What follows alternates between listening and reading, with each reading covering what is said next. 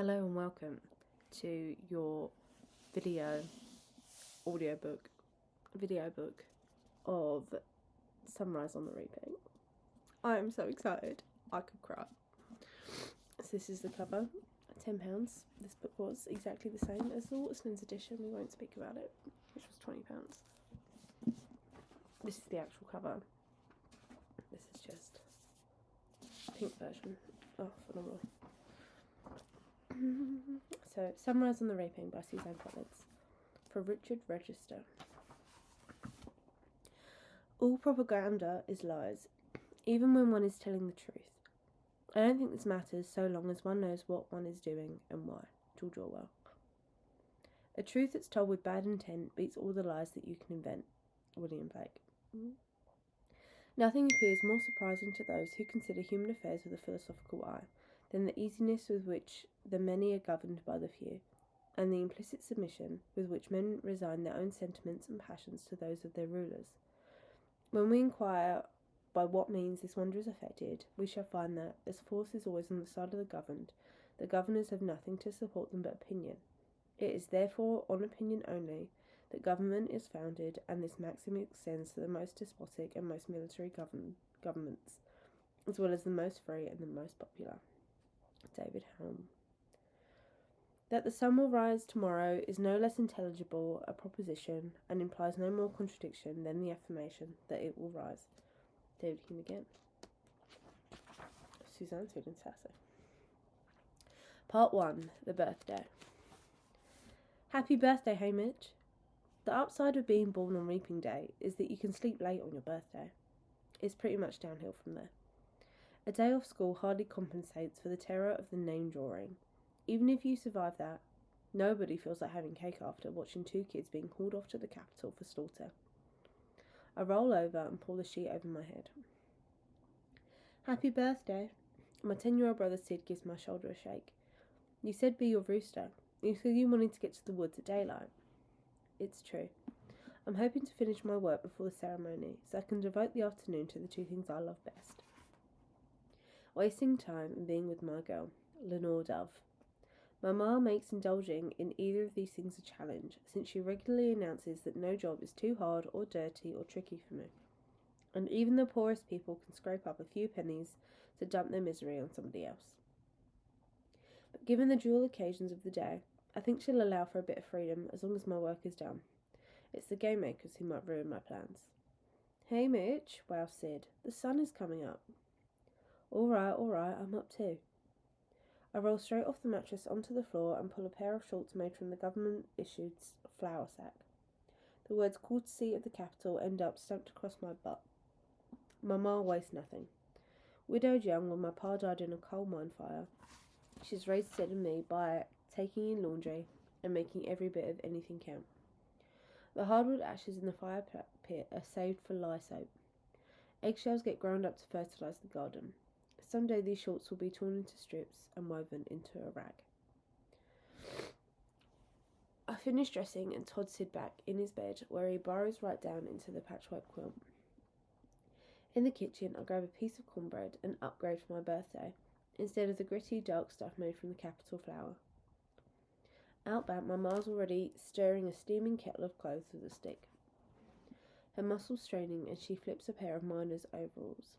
She's only 35, but life sorrows have already cut lines into her face, like they do. Ma catches sight of me in the doorway and wipes her brow. Happy 16th. Sauce on the stove.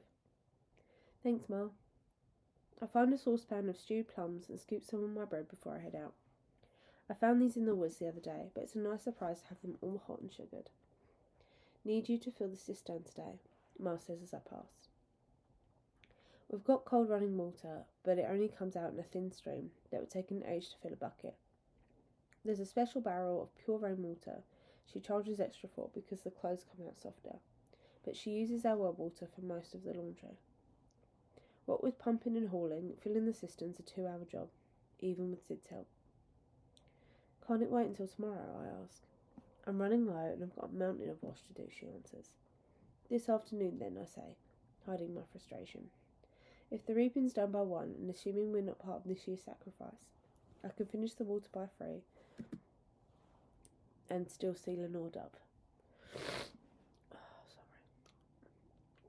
A blanket of mist wraps protectively around the warm grey houses of the scene. It would be soothing if it wasn't for the scattered cries of children being chased in their dreams. In the last few weeks, as the 50th Hunger Games has drawn closer, these sounds have become more frequent, more like the anxious thoughts I work hard to keep at the bay. The second quarter quell. Twice as many kids. No point in worrying, I tell myself. There's nothing you can do. Like 2 Hunger Games in one. No way to control it. The outcome of the reaping, or what follows, is out of my control, so don't feed the nightmares. Don't let yourself panic. Don't give the capital that. They've taken enough already. I follow the empty cinder street to the hill with the miners' graveyard. A jumble of rough markers spike the slope. Everything from headstones with carved names and dates to wooden boards with peeling paint. My pa's buried in the family plot. A patch of Abernethys with one limestone marker doing for us all. After a quick check for witnesses, no one's here much, and certainly not at dawn. I crawl under the fence into the woods outside District 12 and begin the trek to the still. Brewing white liquor with Hattie Meany is a dicey business, but it's a picnic compared to the killing rats or cleaning outhouses. She expects me to work hard, but she works hard herself. Sorry.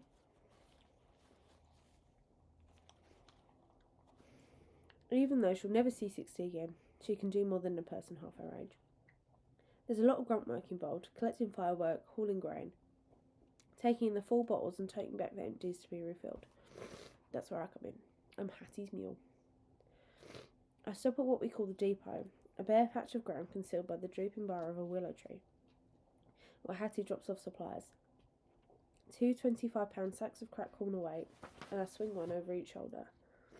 It takes about half an hour to reach the still, where I find Hattie tending a pot of mash next to the remains of a small fire. She offers me a longer-handled wooden spoon. Why don't you give this a stir? I drop the bags of corn under a lean-to where we keep supplies to raise the spoon in victory. Whoa, a promotion! Me being allowed to handle the mash is something new. Maybe Hattie's starting to train me to be a partner one day.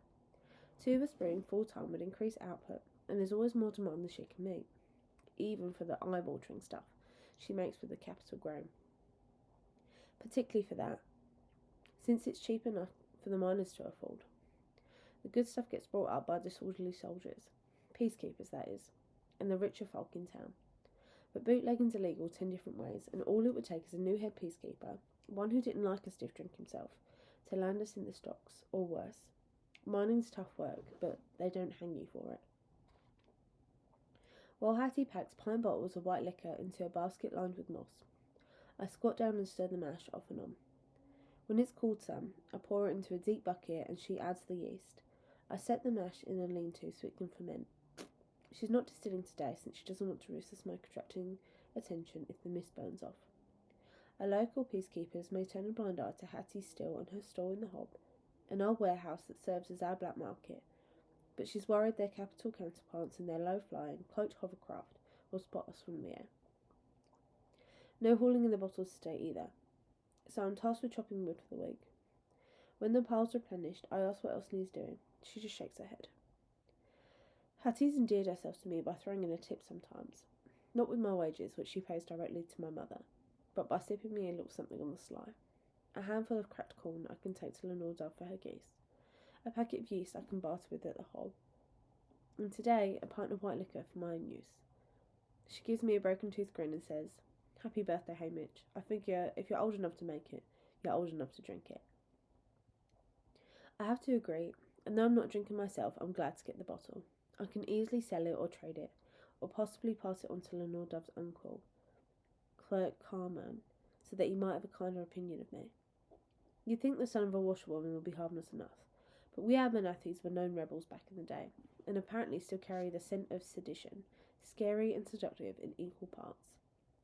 Rumours spread after my father's death. Rumours that the fire had not been an accident. Some say he died sabotaging the mine, others that his crew were targeted by the capital bosses for being a pack of troublemakers. So it could be my kin's the problem. Not that Clark Carmine has any love for the peacekeepers, but he's not one for yanking their chain either. Maybe he just doesn't like his niece running around with a bootlegger, even if the work's steady.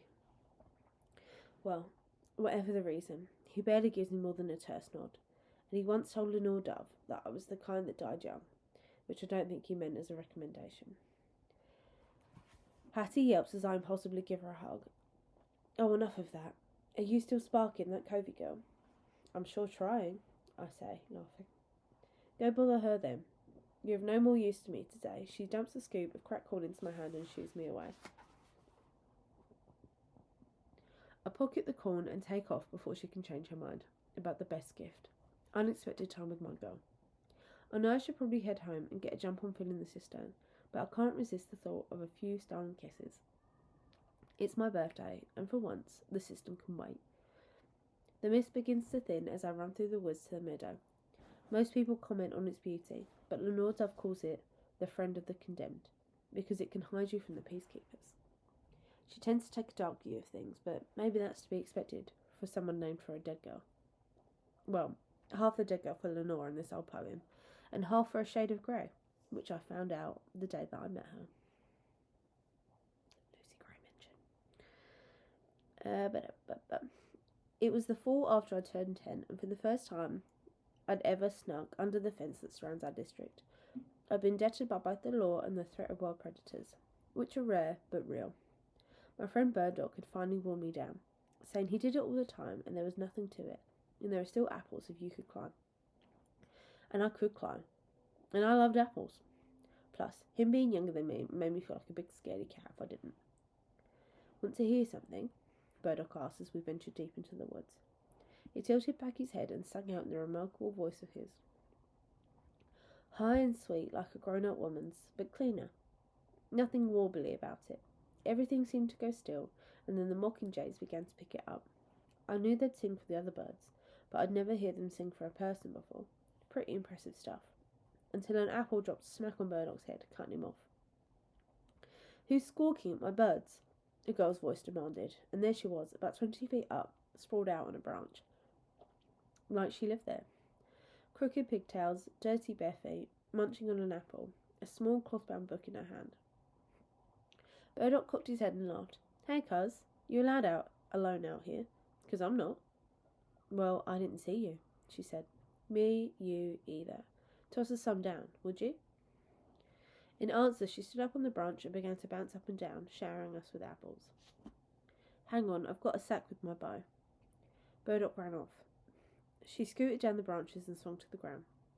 She wasn't one of Burdock's Everdeen cousins. Burdock's Everdeen cousins? Katniss mentioned. But I knew he had some distant ones on his male side. I'd seen her around at school. Kind of shy, I thought, but I didn't know how to speak to her. She didn't seem in a rush to change that, just stood there looking at me until I broke the silence. I'm Hamish. I'm Lenore Dove. Dove like the bird? No, Dove like the colour. What colour's that? Same as the bird. That started my head spinning, and I guess it's never quite stopped.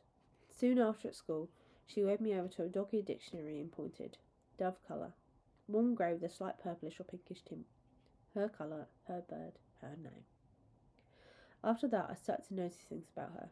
How her faded overalls and shirt concealed snips of colours. A bright blue handkerchief peeking out from her pocket. A raspberry ribbon stitched inside her cuff. How she finished up her lessons quick, but didn't make a fuss about it, just stared out the window. Then I spotted her fingers moving, pressing down imaginary keys, playing songs. Her foot slipped from her shoe, her stockinged heel keeping time against the silent wood. Like all the Covey, music in her blood. But not like them too. Less interested in pretty melodies, more in dangerous words. The kind that leads to rebel acts. The kind that got her arrested twice. She was only 12 then, and they let her go. Now it would be different. As I reached the meadow, I sip under the fence and pause to catch my breath and drink in the sight of Lenore Dove perched on her favourite rock. The sunlight picks up the hint of red in her hair as she bends over an ancient piano accordion. She coaxes a melody out of the wheezy old thing, serenading a dozen geese gazing on the grass. Her voice as soft and haunting as the moonlight. They hang the man and flog the woman who steals the goose from off the common, yet the greater villain loose that steals the common from the goose. It's a treat to hear her sing, since she never does it in public. None of the cubby do. Her uncles are really more musicians than singers, so they just play tunes and leave the singing to the audience if they feel so inclined. Lenore Dove likes this better anyway, since it makes her too nervous to sing in front of people. Her throat closes up. Clerk Carmine and her other uncle, Tamba, Songbirds and Snake Mention, I've raised her since her ma died in childbirth. Seeing her pa's always been something of a mystery. They're not blood kin, but being a bed. But for the Covey, They're not blood kin, her being a bed, but the Covey look out for their own. They worked out a deal with the mayor, whose house boasts the only real piano in District 12. Saga.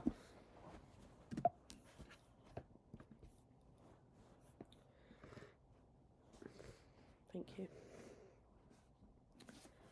Lenore Dove can practice on it if she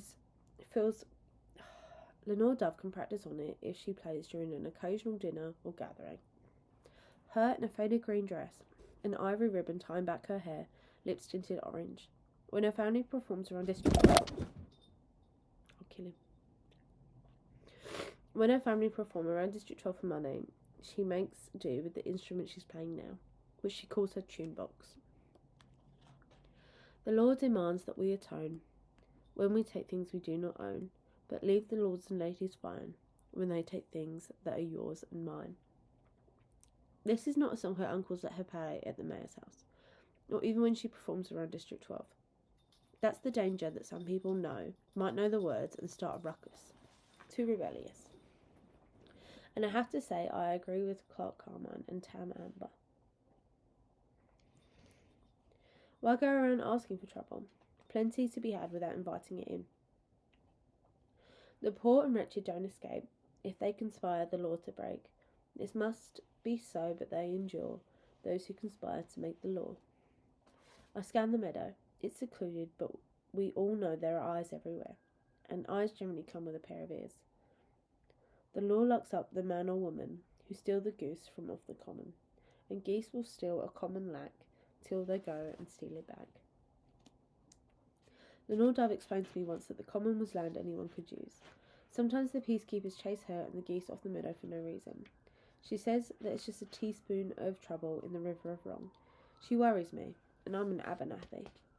A few of the geese hissed to announce my arrival. Lenore Dove's was the first face they saw when they hatched, and they don't love anyone but her. But since I've got corn, they'll tolerate me today. I toss it away to call off her bodyguards and lean in to kiss her. Then I kiss her again, and she kisses me right back. Happy birthday, she says when we come up for air. Didn't expect to see you until after. She means the reaping. But I don't want to talk about it. Hattie let me go early, I tell her. Gave this to me too. A present for the big day. I pull out the bottle. Well, that won't be hard to trade, especially today. Besides, New Year's. Today's the day when most people get drunk. 4 kids. That's going to hit a lot of families. I guess we're going to talk about it. It's going to be alright, I say, which rings hollow. You don't really believe that, do you? Maybe not, but I try to, because the reaping's going to happen no matter what I believe. Sure as the sun will rise tomorrow. Lenore Dove frowns. Well, there's no proof that will happen. You can't count on things happening tomorrow just because they happened in the past. It's faulty logic. Is it? I say, because it's kind of how people plan out their lives. And that's part of the trouble, thinking things are inevitable, not believing change is possible. I guess, but I can't really imagine the sun not rising tomorrow. A crease forms in her eyebrows as she puzzles out a response. Can you imagine it rising on a world without a reaping? Not on my birthday. I've never had one that came without a reaping. I try to distract her with a kiss, but she's determined to make me see. No, listen, she says earnestly. Think about it. You're saying, today is my birthday. And there's a reaping. Last year on my birthday, there was also a reaping. So every year, there will be a reaping on my birthday. But you've no way of knowing that. I mean, the reaping didn't even exist until 50 years ago. Give me one good reason why it should keep happening, just because it's your birthday. For a girl who's so quiet in public, she can sure talk up a storm in private. Sometimes she's hard to keep up with. Lenore Dove is always patient when she explains stuff, not superior. But maybe she's just too smart for me. Because while it's a fine idea, thinking about a world with no reaping, I don't actually see it happening. The capital has all the power, and that's that. I didn't say it was just because it was my birthday. I said, what did I say? I can't even remember now. Sorry, you've lost me. Her face falls. No, I'm sorry. It really is your birthday, and here I am going on about who knows what. She digs in her pocket and comes out with a small package wrapped in a scrap of dove-coloured fabric, tied with a ribbon and the same dappled green as her eyes. Happy birthday. Tam Amber made it. I traded eggs for the metal and helped him design it. Besides playing a crazy good mandolin, Tam Amber's the best hand forager in District 12. He's the go-to blacksmith for new gadgets or broken parts for old machines. Burdock has a dozen of his arrow tips that he treats like gold, and some of the richer folk in town have jewellery he made from actual gold or silver, melted down from heirlooms and refashioned. I can't think what he'd make for me, but I eagerly untie the bow. The object that slips into my palm doesn't register at once. It's a thin strip of metal shaped like a C. My fingers naturally grip the curved back as I examine the colourful animals facing off at the opening. The head of a snake hisses at the beak of a long-necked bird. I flatten out my hand to see that their enamelled scales and feathers travel around the piece until they merge and become indistinguishable. 2 small rings are welded on, one behind each head, for a chain maybe. It's beautiful, I say. It's to wear, right? Well, you know I like my Prissy with a purpose, Lenore Dove replies cryptically, making me work it out myself. I turn it over in my hand and grip the sea again, this time covering the animal heads with my fingers. Then I see its purpose. The smooth steel edge isn't solely decorative. It's a flint striker, I conclude. It sure is, only you don't have to have flint. Any decent sparking rock, like quartz, will do. At home, we have a beat-up old striker passed down through my Miles family. Ugly and dull. On long winter nights, she made me practice with it until I could reliably get a fire going, so we wouldn't have to waste money on matches. A penny saved is a penny earned. I run my finger over the fine metal work of the feathered neck. I wouldn't want to ruin it. You won't. That's what it's made for.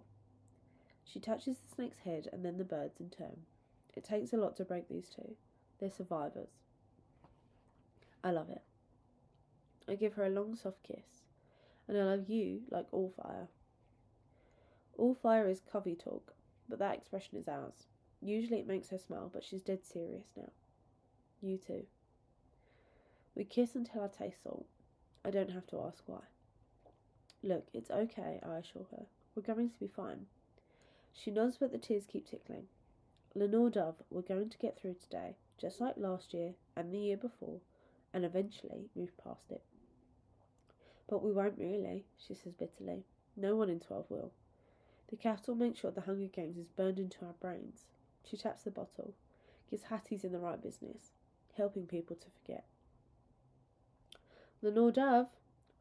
Clerk Carmen doesn't holler, but he's one of those voices that carries without needing to.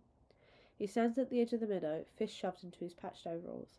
He's a fiddler and protective of his hands. Better be getting ready. I'm coming, she says, wiping her eyes.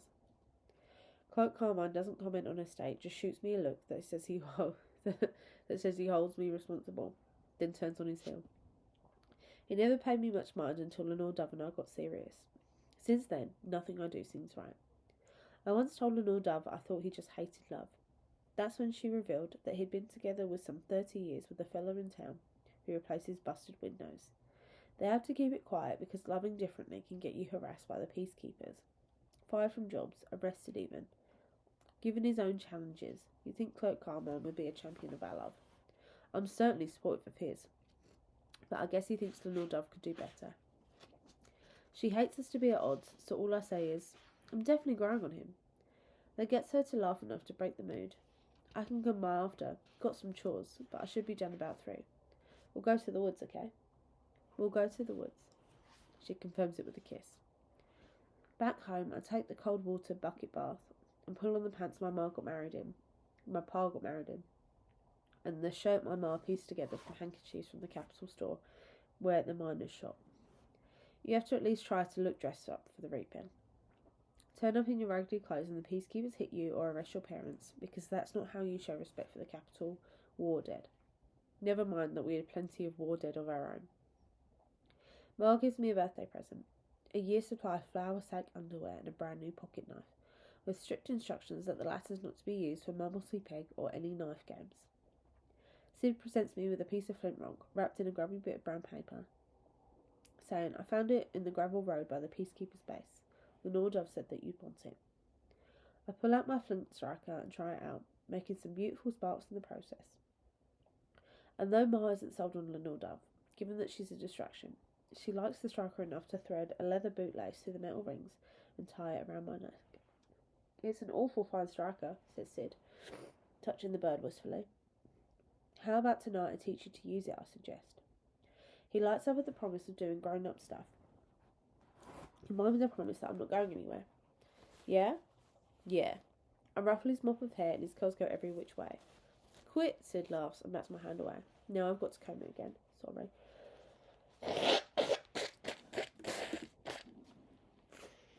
She's disgusting.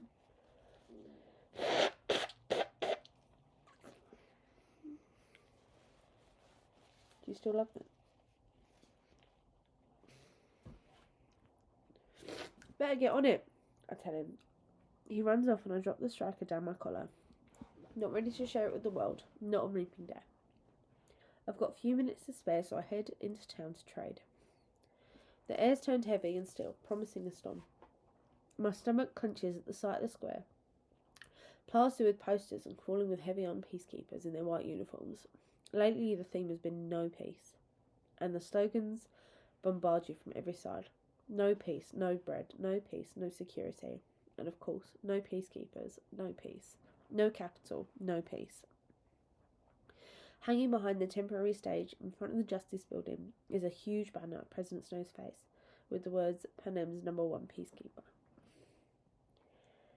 At the back of the square, peacekeepers check in the reaping participants. As the line's still short, I'll go ahead and get that over with. The woman won't meet my eye, so I guess she's still capable of shame. Or maybe it's just indifference. The apothecary shop has a flag of Panem in the window, which pisses me off. Still, this is where I'll get the best deal on my white liquor. Inside, the sharp odour of chemicals makes my nose twitch. In contrast, a faint sweet scent comes from a bunch of chamomile flowers resting in a jar, waiting to become tea and medicine. I know Burdock collected those in the woods. Of late, he's added wildcrafting to his game business. The place is deserted except for my classmate, Astrid March, who's arranging tiny bottles on a shelf behind the counter. A long blonde braid falls behind her back, and the damp heat has brought out tendrils of hair that frame her perfect face.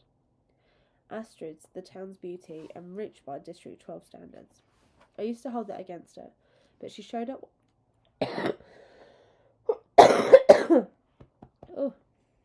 She showed up one night in the scene, alone, to treat a neighbour woman who'd been whipped for back talking. Peacekeeper. She brought some ointment she concocted herself and slipped away, never mentioning payment. Since then, she's who people turn to for help when a loved one goes under the lash. I guess Astrid has more substance than a pack of snooty town friends suggest. Besides, Burdock's nuts about her, so I tried to be nice, even though he's got about as much chance with her as a mockingjay with a swan. Town girls don't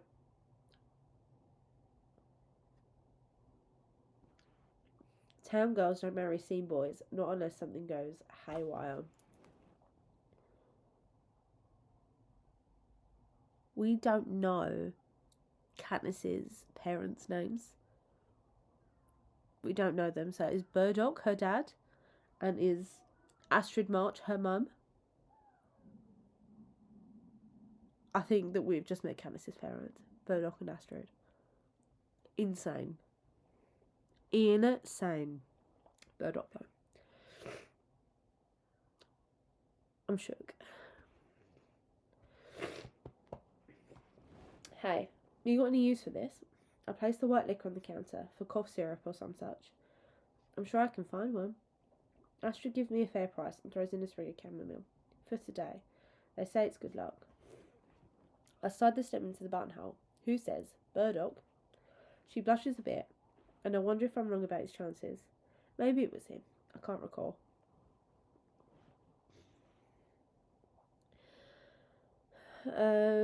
Well, we could all use a little luck today. I glance at the flag in the window. Astrid drops her voice. We didn't want it there. The peacekeepers insisted. Or then what? Arrest the marchers? Bust up their shop? Close them down for good? I feel bad I judged them earlier. No choice then. I nod at the chamomile. You wear some too, okay? She gives me a sad smile and nods. I go next door to the John's sweet shop and buy a little white paper bag of multicoloured gumdrops. Lenore Dove's favourite, for us to share later. She calls them rainbow gumdrops and swears she can tell the flavours apart, although they all taste exactly the same. I can't believe it. Marilee Donno, who's in my class, waits on me in a crisp pink dress and matching ribbons in her sandy hair. No one's going to arrest the Johnners for looking shabby. Fortunately, Astrid paid me in cash, because the Johnners don't take scrip, which is what the capital pays the miners with. It's technically only good in the capital store, but a lot of merchants in town take it, and my ma gets plenty of it in the laundry business. When I step outside, I smile for a second at the Johnners Prissy County label, thinking of me in Lenore Dove in the woods. Then I see that it's time. The giant screens flanking the stage have lit up with the waving flag in honour of the Hunger Games. 50-some years ago, the districts rose up against our capital's oppression, kicking off a bloody civil war in Panem. We lost, and in punishment, every July 4th,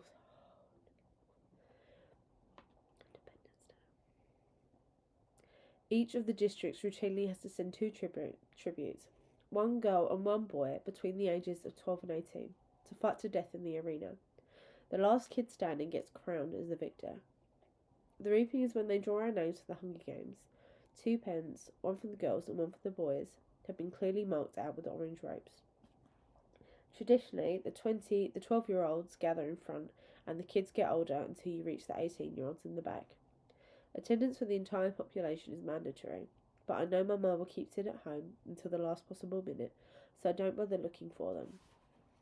Since the Lenore Dove is nowhere to be seen, I head to the section designated for 14 to 16-year-old boys, thinking about my odds. Today I have 20 slips of paper with my name in the reaping. Every kid automatically gets one each year, but I have an additional 3 because I always take on the 3 terraces to feed myself and my family members. A terrace gets you a ration of tinned oil and a sack of flour marked courtesy of the capital for one person, collectible each month at the Justice Building. In exchange, you have to put your name in the reaping an extra time for each terrace that year. Those entries stick with you and add up. 4 slips a year times 5 years. That's how I have 20. But to make things worse, since this year is the second quarter quell, marking the 50th anniversary of the Hunger Games, each district has to send twice the usual number of kids. I figure, for me, that's like having 40 slips on a regular year. And I don't like those odds. The crowd thickens, but I can see one of the 12-year-olds up front trying to hide that he's crying. In 2 years, Sid will be there, and I wonder whether it'll be me or Ma who sits him down beforehand and explains about his role in the reaping. How he has to look nice and keep his mouth shut and not cause any trouble. Even if the unthinkable happens and his name gets drawn, he's got to suck it up, put on the bravest face he can muster, and climb onto the stage because resistance is not an option. The peacekeepers will drag him up there kicking and screaming, if they have to, so he should try and go with some dignity. And always remember, whatever happens, his family will love him and be proud of him forever. And if Sid should ask, but why do I have to do this? We can only say, because this is the way things are. Lenore Dove would hate that last bit, but it's the truth. Happy birthday. Someone bumps my shoulder and there's Burdock. If this is Burdock Everdeen. In a frayed suit, and our friend Blair, who's inherited a dress shirt 3 sizes too big from his older brother. Blair smacks a pack of roasted peanuts from the capital store against my chest. And may all your wishes come true. Thanks. I pocket the nuts and my gumdrops. You two didn't have to dress up for me. Well, we wanted your day to be special, said Blair. What kind of idiot gets born on the reaping day, anyway?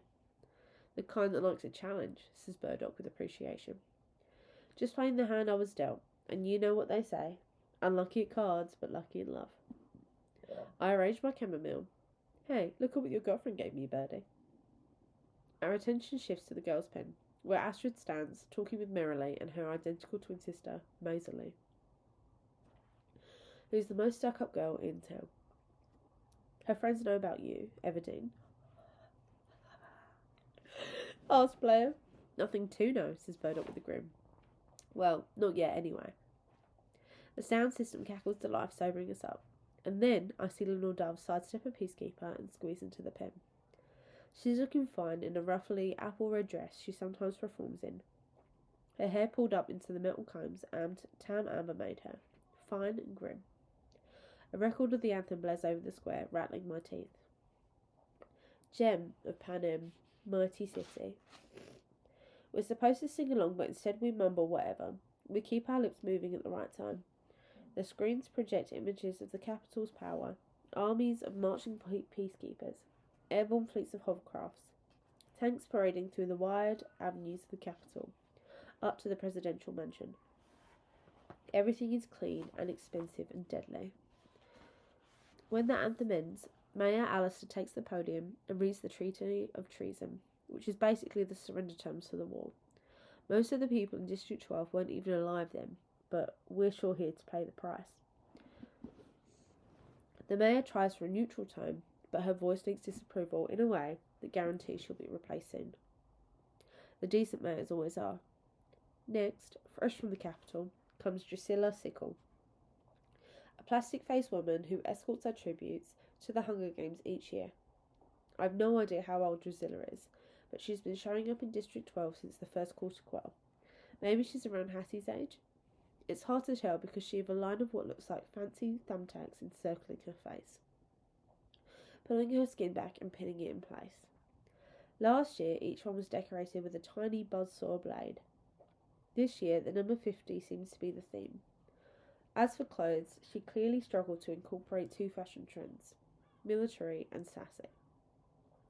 And the result is her current outfit, a lemon yellow officer's jacket with matching thigh-high boots and a tall hat with a visor brim.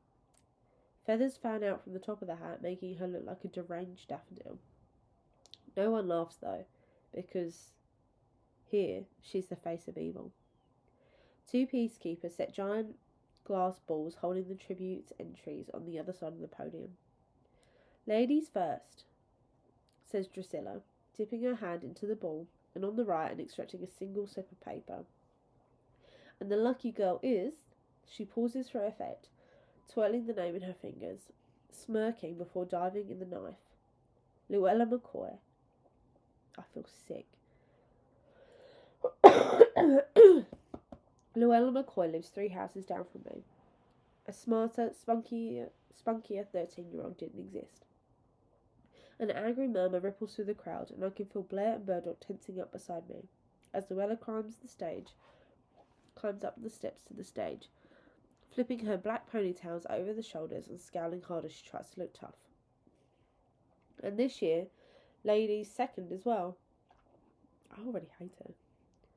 Joining Luella will be Drusilla's hands stir the slips in the ball and fishes out another name. Maisie Lee Donna. My eyes find Lenore Doves, and all I can think is, it's not you. At least not for another year. You're safe. The crowd's reacting again, but more in surprise than anger, because Maisie Lee is a purebred town girl, and about as highfalutin as they come. What with the Donners being merchants, and the general consensus being that their pa will be tapped to succeed Mayor Alistair. Town kids are rarely tributes, because they don't generally have terrace like those in the scene. In the girls' pen, Maisie Lee's gripping Astrid's hand. Oh my god, it is her. I don't know why I'm like just about this. Maisie Lee gripping Astrid's hand while a weeping Merrily embraces her, and their 3 blonde heads pressed in a tight knot. Then Maisie Lee carefully disengages herself and smooths her dress, which is identical to her twin's pink one, only a shade of lavender. She pretty much always has her nose in the air, but she holds it extra high as she walks to the stage. Now it's the boys' turn. I brace myself, preparing for the worst, as Drusilla plucks a piece of paper from the ball on the left, and the first gentleman who gets to accompany the ladies is Wyatt Callow. I haven't seen Wyatt Callow around school for a while, which probably means he hit 18 and started in the mines. I don't really know him. He lives on the other side of the seam and keeps his head down. I hate myself for the relief I feel watching him approach the stage, his measured steps and vacant expression revealing nothing. I always feel bad for him too. Wyatt has to be closing in on his 19th birthday, a big deal in the districts because that's when you age out of the reaping.